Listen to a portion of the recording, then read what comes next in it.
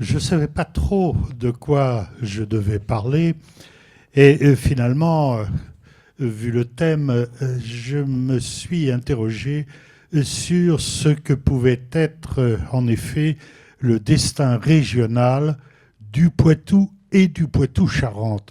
Alors, bien évidemment, parler Poitou et Poitou-Charentes peut apparaître redondant, mais pas du tout, parce que dans le Poitou-Charentes, il manque un morceau du Poitou qui est bien évidemment ce qui constitue aujourd'hui le département de la Vendée. Alors, quand on regarde en effet toute cette évolution depuis, je dirais, la Révolution, ce que l'on constate en effet, c'est que il y a eu sans doute toujours des hésitations pour savoir à quoi raccrocher le Poitou et quel Poitou. Ce qui apparaîtra la plupart du temps, c'est que toujours Vienne et Deux-Sèvres se sont retrouvés ensemble, mais que en revanche, la Vendée a été tantôt avec les deux départements Vienne et Deux-Sèvres, mais parfois rapprochés en effet de la Loire-Atlantique, rapprochés de la Bretagne.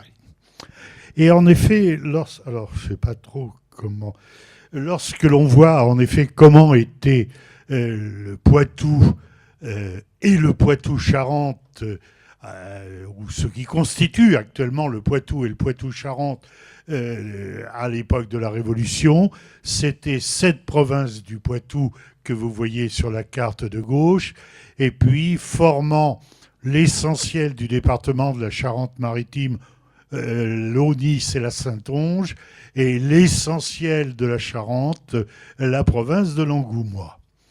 Alors déjà, M. Olivreau, au début, a exposé un grand nombre de choses qui correspondent à ce que j'avais l'intention de dire. Ça me permettra d'aller plus vite.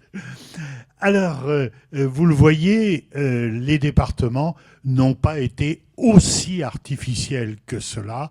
Et pour le Poitou, c'était une évidence avec la création de la Vienne, des Deux-Sèvres et de la Vendée. Ce qu'il faut souligner aussi, peut-être... alors, où est-ce que... Ce qu'il faut souligner, en effet, c'est que à l'époque des États généraux, il y avait une représentation, en effet, du Poitou, mais il y avait aussi deux représentations intéressantes.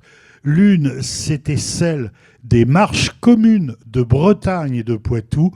Et cette notion de marche commune, moi, m'intéresse beaucoup parce que je la trouve toujours actuelle.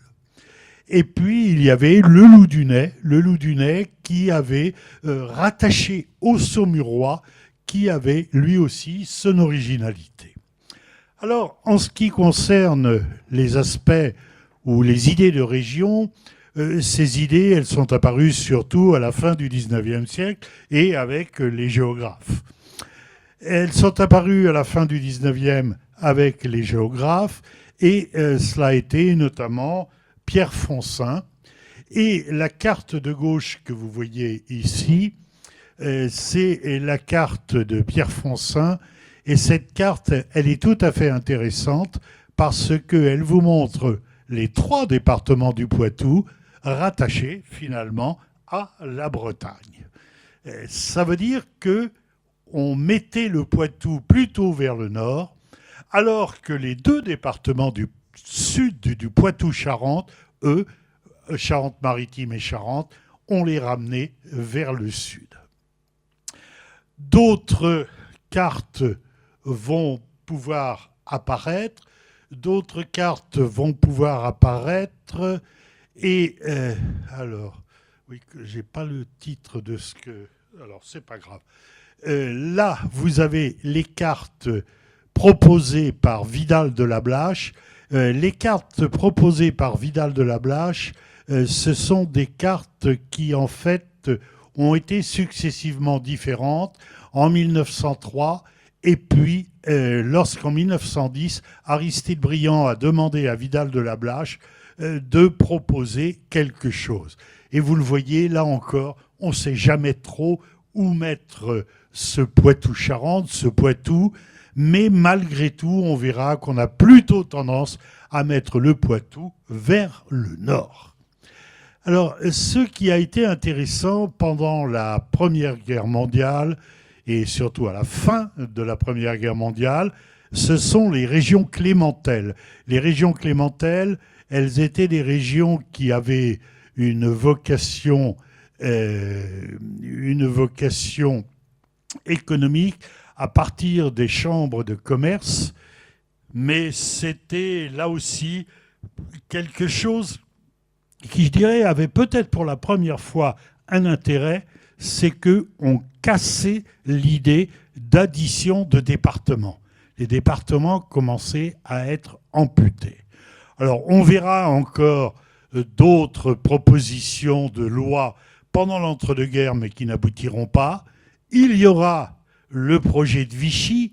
Alors, le projet de Vichy, là encore, c'est un projet qui aura finalement très mauvaise réputation du fait de ses auteurs, mais il y a bien entendu dans les projets qui apparaissent après la guerre un projet intéressant qui est celui de Michel Debré dans son ouvrage La mort de l'État républicain, parce que Michel Debré, hostile à toute idée de région qui apparaîtrait trop proche de la résurrection des provinces, du fédéralisme, mais il divise à peu près par deux le nombre des départements. Et ce qui est intéressant, c'est qu'il va en effet couper les départements. Et vous le voyez pour ce qui est de la région Poitou-Charentes notamment, et pour ce qui est plutôt du Poitou, là encore, la Vendée disparaît de ce Poitou, mais en revanche, Vienne et Deux-Sèvres sont tout à fait ensemble. Et ce qui est tout à fait intéressant pour le département de la Vienne, c'est que, comme à la veille de la Révolution, il est amputé du Loup-du-Nez. Mais cette fois-ci, non pas rattaché vers Saumur, mais rattaché vers l'Indre-et-Loire. Et le département de Poitiers, si vous voulez, se voit ajouter une partie de l'Indre qui a toujours été un département, là encore, dont on ne savait pas trop quoi faire, avec la région du Blanc. Et encore aujourd'hui, les liens entre le Blanc et Poitiers sont des liens tout à fait importants. Alors ça, ah oui, là, je suis... Oui, alors ce que j'avais voulu, je vais peut-être un peu plus vite, ce que j'avais voulu montrer, c'est qu'à la fin du XVIIIe siècle, en effet, vous aviez ces marches communes ou ces marches séparantes de Bretagne et de Poitou, dont vous voyez la carte ici, à la frontière de la Vendée et de la frontière de la Loire-Atlantique.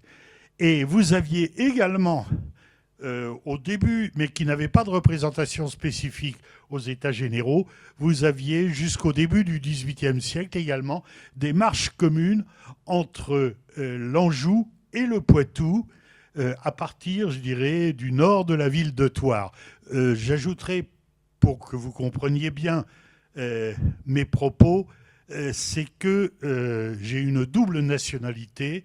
Je suis poitevin professionnellement, et notamment rattaché à l'université de Poitiers, une université tout à fait importante, bien sûr, mais je suis aussi Thouarçais.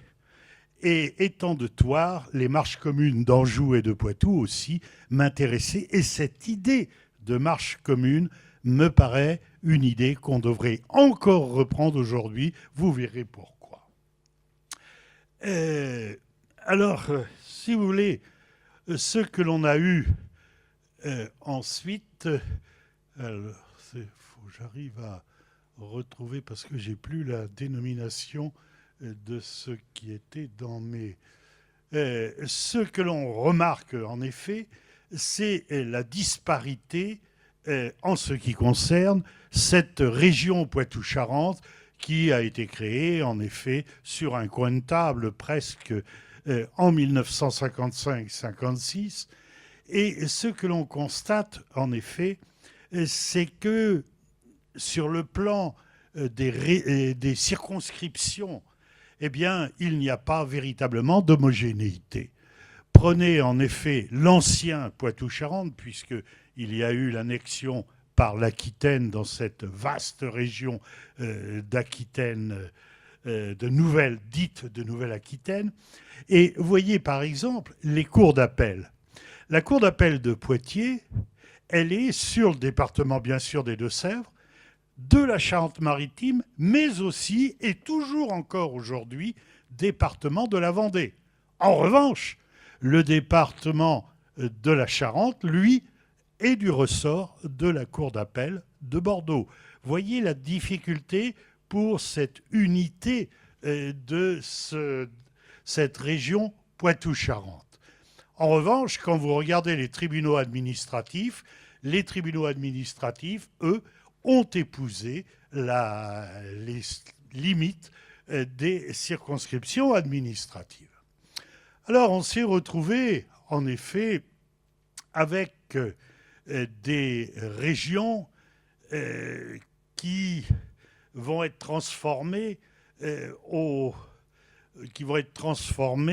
avec le projet Valls. Ce que je voudrais dire, c'est que déjà à ce moment-là, il y avait un lien pour nous avec la Bretagne et les Pays de la Loire, c'était pour les élections européennes. Quand vous regardez la carte de gauche, il y avait en effet pour les élections européennes un certain nombre de régions pour élire les députés européens, et la région ouest, et c'est intéressant pour nos propos d'aujourd'hui, la région ouest, déjà, elle intégrait la Bretagne, les Pays de la Loire et le Poitou-Charentes. Et ça fait qu'à l'époque, on avait au moins des députés européens que l'on connaissait. Ce qui n'est plus le cas aujourd'hui, puisque, par exemple, sur le territoire de l'ancien Poitou-Charentes, il n'y a plus de députés européens. Et puis, on va avoir cette réforme qui est apparue un peu comme une idée quand on n'a pas d'idée, c'est-à-dire lorsqu'il y a eu la déclaration de politique générale de Manuel Valls, eh bien, tout d'un coup, il a dit, on va faire une réforme régionale. Alors, l'idée était déjà dans l'air. L'idée, c'était quoi ? C'était de vouloir absolument ce que l'on appelait bêtement des régions à l'échelle européenne. Formule complètement ridicule, mais que l'on a utilisée et que l'on continue à utiliser.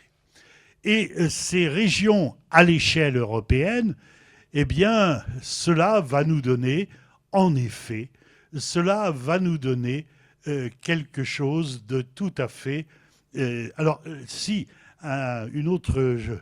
dans les limites administratives, ce qui m'intéressait aussi, c'était les limites religieuses, qui elles aussi ne sont pas à négliger. Parce que si vous prenez notamment ces limites religieuses, eh bien maintenant il y a un archevêché à Poitiers compétent pour les 4 départements du Poitou-Charentes et pour la région Limousin, avec le fait que dans cet archevêché, eh bien, vous avez un évêque à Poitiers pour la Vienne, mais aussi pour les Deux-Sèvres. Là encore, les 2 départements sont toujours très proches. Mais en revanche, l'évêché de Luçon, lui, va être suffragant de l'archevêché de Rennes. Alors, ces régions que l'on a imaginées dans la réforme Valls, eh bien, ça a été quelque chose, là encore, qui s'est fait en dépit du bon sens. Le projet Hollande prévoyait, en effet, d'avoir une région Poitou-Charentes centre. On avait aussi imaginé une région Poitou-Charentes et Pays de la Loire. Et puis, finalement, ce sera la région avec la Nouvelle-Aquitaine, enfin l'Aquitaine, le Limousin et le Poitou-Charentes. Je pense que pour aller dans la logique de l'incohérence, si on avait réfléchi encore un peu plus, on aurait peut-être eu une belle région, Poitou-Charentes, Centre, Alsace. Cela aurait fait une unité tout à fait dans l'esprit de cette réforme ridicule. Toujours est-il que, là encore, les difficultés pour savoir si on est vers le nord, vers le sud, avec les juridictions compétentes pour connaître des contestations sur la nationalité, elles nous ramènent en effet vers la Bretagne, vers la Loire-Atlantique. Et alors, on a beaucoup parlé en effet de régions à l'échelle européenne, et quand on parlait des régions à l'échelle européenne, c'était avant tout le modèle de l'Allemagne. Mais regardez l'Allemagne. L'Allemagne, en effet, ce sont sans doute 16 Länder, mais avec des Länder qui ont quelques particularités. C'est que 3 de ces Länder sont des villes seulement. Hambourg, Brême et Berlin. Avec le fait également qu'en Allemagne, il y a un certain nombre de Länder où la capitale n'est absolument pas la ville principale. Prenez le Land de Rhénanie du Nord-Westphalie. C'est véritablement le gros Land, là où vous avez la Ruhr, etc. Capitale, Düsseldorf. Oui, mais ville plus peuplée, c'est Cologne. Prenez la Hesse. La Hesse, c'est Francfort. Francfort, c'est quand même le siège de la Banque Centrale Européenne, c'est pas rien comme... Mais non, capitale, Wiesbaden. Prenez la région de la Saxe. La région de la Saxe, capitale, Dresde. Oui, mais la ville la plus importante, c'est Leipzig. Et ça n'empêche pas Leipzig d'avoir le siège de l'équivalent de la Cour de cassation en matière civile. Parce qu'en Allemagne, bien entendu, tout n'est pas à Berlin, tout n'est pas dans les grandes villes, tout n'est pas, par exemple, la Cour constitutionnelle. Elle est à Karlsruhe. Karlsruhe, ça se trouve par là. Imaginez le Conseil constitutionnel à Périgueux. Voilà quelque chose qui me paraîtrait tout à fait intéressant. Alors, en effet, je voulais montrer ces différentes cartes. Pourquoi ? Je voulais les montrer pour avoir quelques réflexions. Quelques réflexions, qu'est-ce qu'elles montrent ? Elles montrent en effet, d'abord, que la plupart du temps, quand il y a eu des projets, le Poitou, pas le Poitou-Charentes, mais le Poitou a été tourné vers le nord. Il n'a pas été tourné vers le sud. Ce que l'on peut remarquer aussi, c'est que ces régions ou ces découpages en France, ils ont été faits sans que l'on consulte les populations. Or, région à l'échelle européenne, modèle allemand. Mais allons vers le modèle allemand. Parce qu'en Allemagne, quand vous voulez modifier des limites territoriales, qu'est-ce que vous faites ? Vous faites un référendum. Vous faites un référendum, et je prendrai un exemple, bien sûr. Je crois que c'était en 1996. Il y a eu un référendum entre le Land... un peu en arrière, voilà, entre le Land du Brandebourg et le Land de Berlin. Qu'est-ce qui s'est passé ? Bien entendu, les gens de Berlin ont voté pour la fusion, parce que c'était une façon d'être encore plus puissant, et vous devinez que les gens du Brandebourg ont voté contre. Eh bien, la fusion ne s'est pas faite. Et je suis persuadé que si l'on avait fait un référendum dans la région dite Nouvelle-Aquitaine, eh bien, les gens du Poitou-Charentes n'auraient certainement pas voté pour la nouvelle région. Parce qu'ils auraient très bien vu que tout se serait ensuite déplacé vers Bordeaux. Pourquoi ? Parce qu'en France, nous sommes un peu incohérents. La régionalisation, ah oui, il faut la régionalisation. Parce qu'on en a par-dessus la tête de la centralisation parisienne. Oui, mais centralisation parisienne, on la transforme ensuite en centralisation dans les différentes collectivités territoriales. Centralisation dans les régions au profit de la capitale régionale, centralisation dans les départements au profit du chef-lieu du département. Et lorsque vous êtes tout à fait éloigné de la capitale régionale, vous souffrez. Je vous ai parlé de ma nationalité thoirsaise. Quand vous êtes à Thouars, vous êtes en effet tout à fait, vous êtes à 30 km au sud de Saumur. Eh bien, vous êtes tout à fait dans le nord de cette région Nouvelle-Aquitaine. Eh bien, vous êtes plus près de Nantes, capitale régionale, de Rennes, capitale régionale, d'Orléans, capitale régionale, que de Bordeaux. Et si vous voulez aller à Bordeaux, c'est très simple, vous êtes obligé de passer par Tours si vous voulez y aller en train. Parce qu'il n'y a pas de train qui vous mène de Thouars à Bordeaux. Et là encore, la question des transports pour les régions, elle a été un petit peu évoquée par M. Olivreau tout à l'heure. C'est une question qui est fondamentale. Mais il y a ces problèmes d'identité qui sont des problèmes tout à fait importants. Alors là encore, c'est vrai, ma nationalité thoirsaise a quelque influence sur mes propos, parce que tout à l'heure, on a parlé de la Normandie, et dans la Normandie, on a parlé de Guillaume le Conquérant et de la bataille d'Hastings. Et à la bataille d'Hastings, je vous rappellerai qu'il y avait 4 armées avec Guillaume le Conquérant, que l'une de ces 4 armées, elle était dirigée par le vicomte de Thouars et qu'elle a eu un rôle décisif. Et que Guillaume le Conquérant a proposé à Guillaume le Conquérant de rester en Angleterre, mais je suis désolé, il a préféré la douceur thoirsaise à la douceur britannique. Et ce que je dirais aussi sur l'attachement à la Vendée, c'est que ces vicomtes de Thouars, leur vicomté, elle s'étendait jusqu'à la mer. Et donc, cela voulait dire que les liens étaient historiquement des liens très forts. Mais cela veut dire aussi, surtout, qu'il faut absolument redécouper ces territoires. Il faut revoir cette organisation territoriale et c'est pourquoi je trouve que nos réflexions d'aujourd'hui sont importantes et peut-être plus importantes encore pour l'ex-région Poitou-Charentes. Il faut changer de méthode. Quand on veut découper, il faut faire appel à des géographes. Alors, M. Olivreau me dira que j'ai tout à fait raison.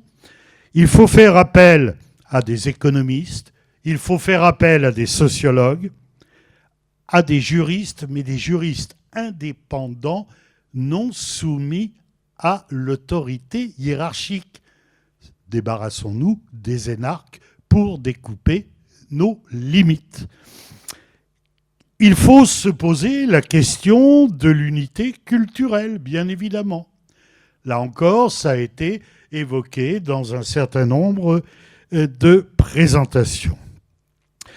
Et pour moi, on peut imaginer aussi, parce qu'il faut se débarrasser du centralisme dans les régions, on peut imaginer une incompatibilité entre les métropoles et la notion de capitale régionale.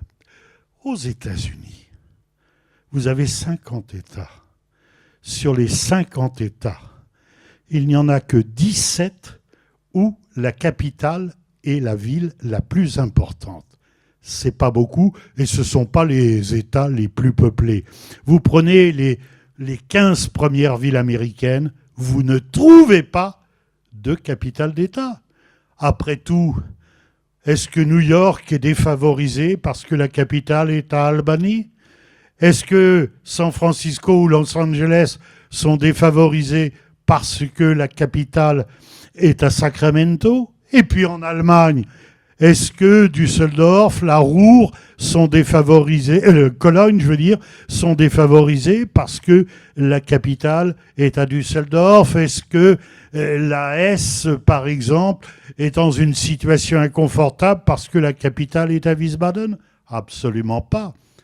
Et je crois que si on cherchait cette solution pour une Bretagne réunifiée, on résoudrait peut-être quelques problèmes, dans la mesure où une capitale, après tout, ce n'est qu'une ville administrative.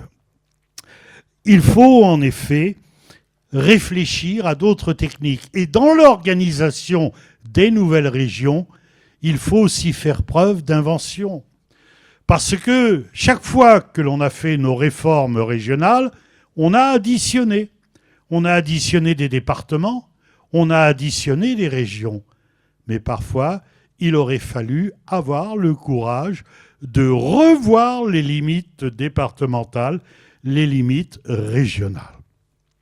Et notamment, il faudrait peut-être aussi, pour qu'il n'y ait pas de changements trop brutaux, revoir l'idée de marche. C'est-à-dire qu'à la périphérie, notamment des régions, eh bien, il y a des zones qui sont à la fois sur une région et sur l'autre. Moi, je suis toujours effaré quand je vais me promener vers Douai-la-Fontaine ou vers Saumur. Eh bien, je n'ai pas de prospectus dans les offices de tourisme qui me vantent le pays Thouarçais. Mais en revanche, si je vais à Niort, alors là, je suis dans les Deux-Sèvres, dans le Poitou-Charentes. Là, oui, j'aurai mes prospectus pour la zone de Thouars. Ça me paraît quelque chose d'aberrant. Alors, les marches communes de Bretagne et de Poitou, les marches communes d'Anjou et de Poitou, c'était pas une mauvaise idée. Et puis, surtout, tout à l'heure, cela a été évoqué.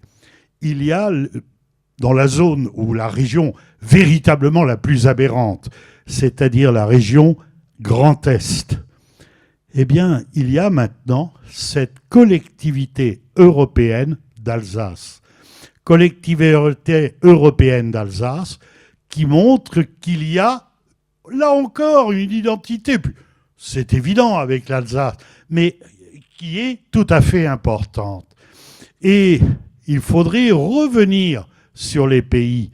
Il y a bien longtemps, vers les années 80, je m'étais amusé à faire une étude sur la notion de pays dans les contrats de pays, pour voir un petit peu à quoi cela correspondait. Et j'avais été très agréablement surpris qu'il y avait des pays qui cassaient les frontières départementales. Il y avait même un pays qui était sur 3 régions à la fois.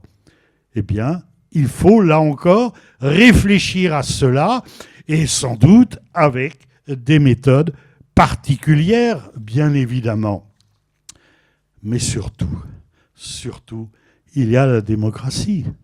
Parce qu'il est quand même très intéressant que lorsqu'il y a eu la loi qui a mis en place les nouvelles régions de la réforme Valls, qu'est-ce que l'on a fait ?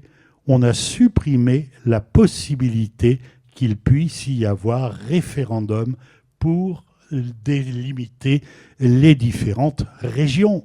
Pourquoi ? Parce qu'en 2013, il y avait eu un référendum en Alsace pour réunifier toute l'Alsace entre Haut-Rhin et Bas-Rhin. Le Bas-Rhin, bien sûr, avec Strasbourg, avait dit oui, parce que centralisation française, il voyait qu'il y aurait une centralisation strasbourgeoise. Le Haut-Rhin, qui pourtant, et là c'est intéressant, la cour d'appel en Alsace n'est pas à Strasbourg, mais est à Colmar. Mais le Haut-Rhin avait voté non. Or, en France, le gros problème des référendums, c'est qu'on veut bien faire des référendums, mais à une condition, c'est qu'on réponde oui. Si on répond non, on ne tentera, ou s'il y a un risque que l'on réponde non, on tentera le référendum. Or, ce qu'il faudrait faire, ce sont des référendums, et pas seulement des référendums où on répond oui ou non, mais des référendums à choix multiples. parce qu'il n'y a pas forcément une seule solution possible. Alors, c'est vrai qu'on peut toujours s'interroger, quand on revient à notre région Poitou-Charentes, on peut toujours s'interroger, maintenant ça y est, nous sommes dans la Nouvelle-Aquitaine. Nous sommes dans la Nouvelle-Aquitaine ? C'est pas si sûr que ça. Parce que vous êtes comme moi, tous les jours, vous lisez le journal officiel. Et au mois de juillet, vous avez comme moi été frappé par le décret du 16 juillet 2025 désignant les tribunaux judiciaires compétents en matière d'action de groupe. Et ce décret, pour moi, a été très intéressant. Pourquoi ? Parce que j'y ai vu que dans les tribunaux judiciaires, il y avait Bordeaux. Et Bordeaux, c'était le ressort des cours d'appel d'Agen, de Bordeaux, de Limoges, on est dans la Nouvelle-Aquitaine, de Toulouse, ah ben non, on est en Occitanie, et c'est tout.